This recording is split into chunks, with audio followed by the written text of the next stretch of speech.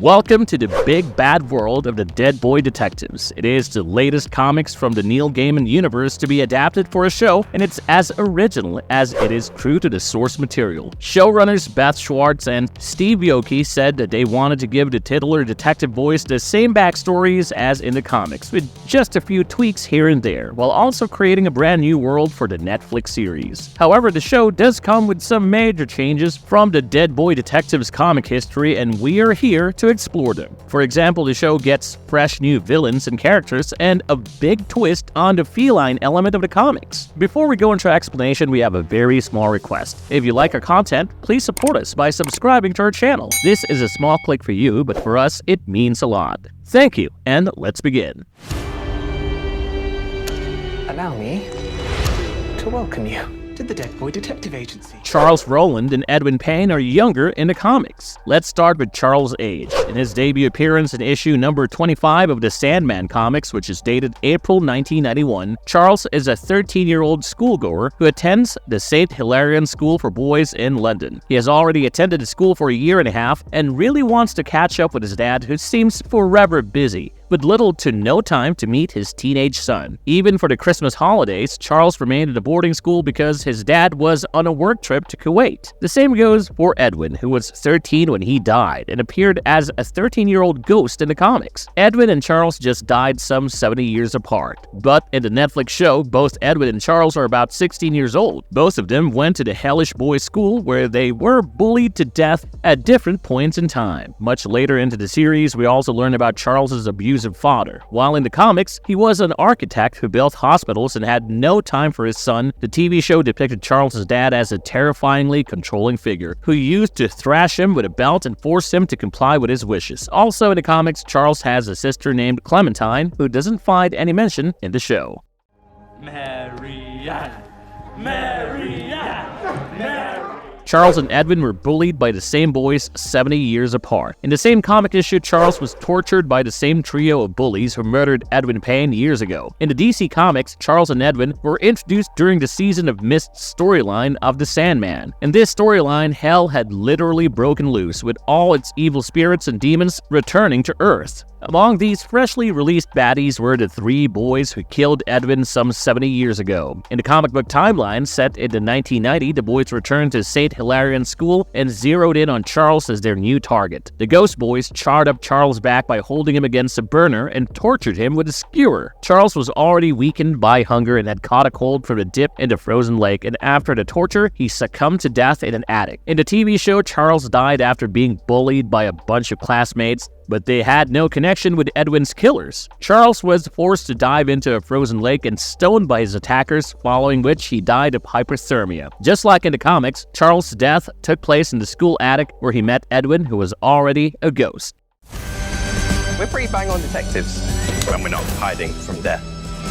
Charles and Edwin managed to strike a deal with death in the comics. Another difference is on the TV show, Charles and Edwin are constantly hiding from death, who comes to whisk away a ghost into the afterlife. In the very first episode, when the Dead Boy Detectives freed the World War ghost of his misery, they were all aware that death is going to swoop down and collect his new ghost for the afterlife. Hence, both of them hid outside their apartment to avoid being detected by death, and they do this throughout the show, and here's why. When Charles died in the school attic, Edwin was by his side, easing his transition from a human to a ghost. Instead of moving on into the afterlife, Charles decided to avoid death and stay back with Edwin to have some teenage fun on the plane of the living. The other reason they avoided death is that Edwin has managed to escape hell after 70 long years, and he has no plans of going back, which death will force him to once they meet. Thus, they escape being collected by death, who must hunt down this duo sometime in the future. In the comics, Charles doesn't avoid death, but actually strikes a deal with death to let him hang out with Edwin for a while. Like a stubborn 13-year-old, Charles argued with Death about not wanting to go with her, forcing Death to run out of patience and say, "I just don't have the energy." The timing really worked out for Charles, as at this time, Death already had her hands full with all the loose spirits and demons from hell. So while she left Charles alone for the moment, she promised to catch up with him later when her roster was a bit freed up. The issue literally ends with Charles telling Edwin, "I bet we've got a while before they sort this mess out," and she comes back to get us.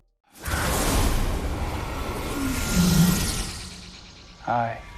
The show introduces new characters. The Netflix show introduces a bunch of new characters who aren't in the comics or crossover media, such as the Scooby-Doo and manga-loving character Nico, who gets infected by paranormal parasites and requires the assistance of the detective boys to solve the mystery. Owing to her near-death experience, she can see the ghosts of Edwin and Charles and unofficially becomes part of their detective agency. Despite being a new character, Nico can possibly be inspired by Crystal's friend Hana Watanabe from the comics. Either way, Nico's presence feels like a warm hug in the show, and she also has an absolutely brilliant comic timing. The antagonists are also all new characters crafted specifically for the show. Case in point, the smooth-talking shapeshifter Cat King, who can switch between human and cat forms. While cats have recurrently appeared in the comics, Cat King is a fun personification of the crafty way that cats function. He is one of the oldest residents of Port Townsend, which is the show's setting. He can teleport at will and indeed has 9 lives. By the end of Season 1, Cat King had already lost 3 of his 9 lives. David the Demon is also another innovative villain who wreaks quite some havoc in the show. Up until the second last episode, he not only possesses Crystal and makes her do horrible things, but also steals all her memories and turns them into marbles.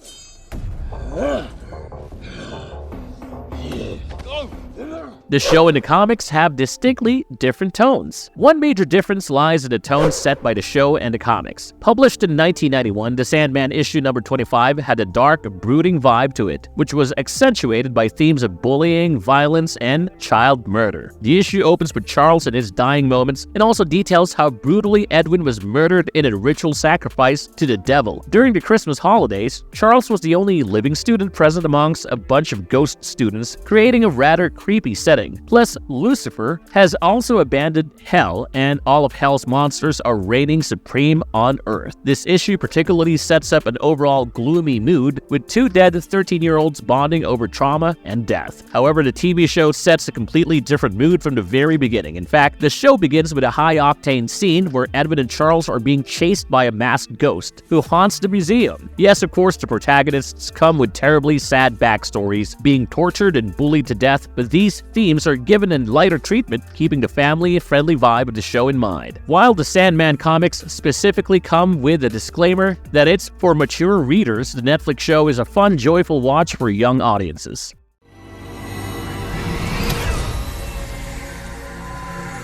Edwin comes out of the closet much later in the comics. Remaining true to the source material, Edwin Payne has been etched out as a gay character in the Netflix show. While the show revealed Edwin's sexuality from the very beginning, this development happened much later into the comics storyline. The character of Edwin was introduced in DC Comics in the 90s, but his sexuality wasn't revealed up until the second issue of the standalone Dead Boy Detectives comics in 2014. The comics showed him as a closeted gay person attending a Catholic school who was forced to suppress his sexuality in the strict atmosphere of his institution. Meanwhile, the comics evidently portrayed Charles as bisexual. While that aspect of his sexuality hasn't been explored in the Netflix show yet, much like in the comics, Edwin develops affectionate feelings towards Charles in the show and pours his heart out to him. But Charles only describes Edwin as his best mate. However, Charles also adds that they will have plenty of time to figure this out in the future, which somehow leaves room for Charles' sexuality to be explored more. But up until Season 1, Charles' budding romance with Crystal only suggests that he is straight and not bisexual like in the comics.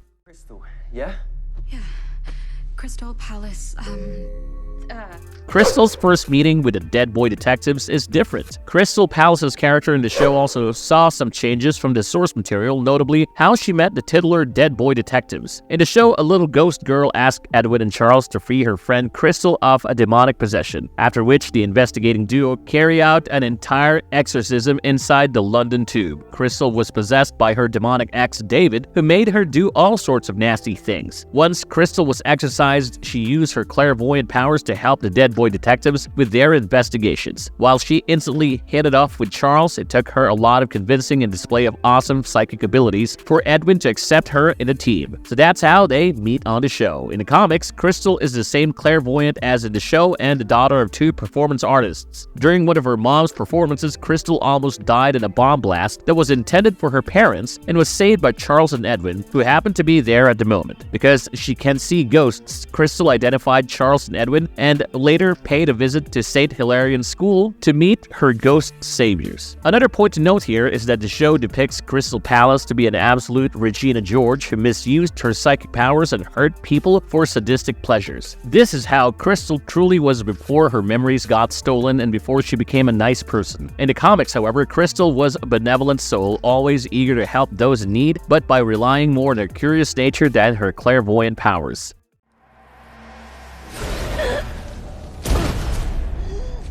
Is Esther Finch inspired by a comic book villain? Another difference between the show and the comics is the vibe of the primary villain. In the Dead Boy Detectives miniseries comics, there was a villain named Gilles de Rais who used to suck the vitality out of kids to remain immortal himself. In addition to his occult practices, what's even spookier about this villain is that he is a real-life historical figure who apparently tortured and killed over hundreds of children. This 14th century soldier is often theorized as the first serial killer in history, thus his inclusion in the comics, albeit with a supernatural twist, added an extra level of darkness. Now, the main villain of the show's Season 1 arc is Esther Finch, an immortal witch. While Esther Finch from the TV show and Gilles de Rais from the comics practice the common method of torturing kids, Esther is depicted in a much more kids' fantasy kind of way. Instead of occult practices, she relies on pure magic and feeds the children to her giant pet snake. Esther is essentially a cranky witch who switched to the dark side after she became a victim of her husband's infidelity.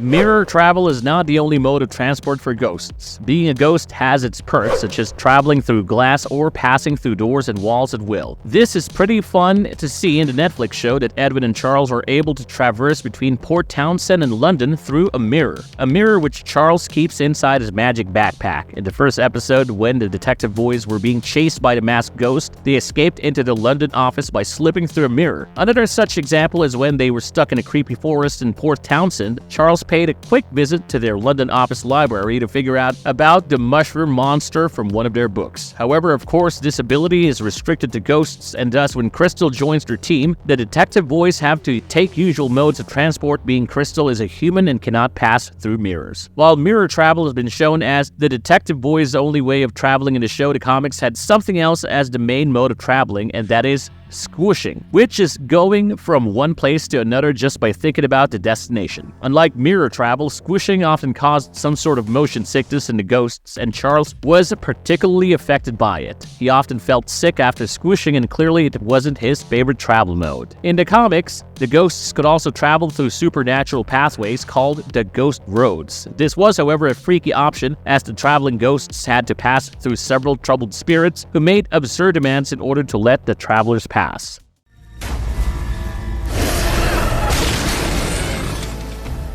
The show gets more freaky monsters. In addition to new characters, the show incorporates a wacky set of new monsters that the Dead Boy Detectives encounter in the first season, such as talking, snarling forest element called Teethface. This one is actually an overgrown mushroom that's got octopus-like tentacles and a menacing set of teeth, hence the name, and most importantly, it is from another dimension that was summoned by Esther the Witch. Teethface almost ended up snacking on Edwin and Charles' bed thanks to Crystal's psychic powers that the duo were spared. Then the boys came across the sea beast named Angie, who lures emotionally vulnerable prey directly into its tummy. Angie's got a fancy antenna with a mystic blue light at the end of it. This light hypnotizes the victims and causes them to fall to their death. The Dead Boys tackled this menace by putting her to sleep with a lullaby, and of course it wasn't as easy as it sounds. Meanwhile, in the comics, the Dead Boys encountered very different adversaries, such as the Puppeteer, who manipulates puppets made of human parts, the malevolent spirit Wendigo, that possesses people and turns them into cannibals, the supernatural doppelganger that mimics humans, and the mythical creature Gorgon that turns people into stone with one single stare. Then there was the shepherd that preys on the lost souls of children. Edwin and Charles do not encounter any of these monsters in the show. There are more minute differences between the show and the comics that only eagle-eyed fans of the franchise would be able to detect, such as in the TV show, the boy who orchestrated Edwin's murder was later seen repenting in hell, whereas in the comics, he returned as a ghost looking for a new prey. Another difference would be when we meet Edwin and Charles in the show, they have already set up their investigating agency and operating as full-fledged Sherlock Holmes and Dr. Watson of the supernatural world, whereas in the comics, they were just 13-year-olds upon their first appearance and started their detective careers much later in the storyline. How else do you think the show and the comics are so different from each other? It'll be interesting to know your perspective, so don't hesitate to type away in the comments section down below. If you enjoyed our video, please stay tuned for more Dead Boy Detectives content, and we'll see you super soon. If you like our content, don't forget to leave a like and subscribe to us if you haven't already. Have a good one and be safe. Thanks, everyone.